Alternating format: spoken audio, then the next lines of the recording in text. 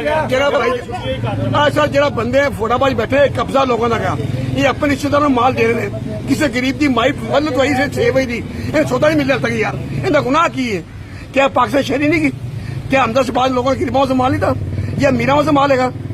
कोई तरीका कर रहे हैं तीनों पर कब्जा से फोटाबाज अंदर, या तो बंदे नवे पा दो, ये हमला नुआ की चेंज करता था, इन लोगों को पता लगे सौदा से मिलना पे।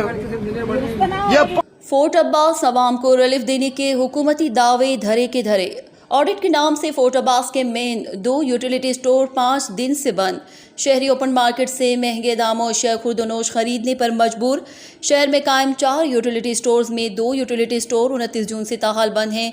ईद करीब आने के बावजूद शहरी सस्ते आटे, घी और चीनी के हसूल के लिए जलील होने लगे। एरिया मैनेजर फील्ड में चक्कर लगाने के बजाय घर तक महदूद। इंतजामिया और रीजनल मैनेजर बहावलनगर फौरी एक्शन लेकर बंद यूटिलिटी स्टोर्स को फौरी खोलने के अहकाम दें ताकि लोगों को रिलीफ मिल सके।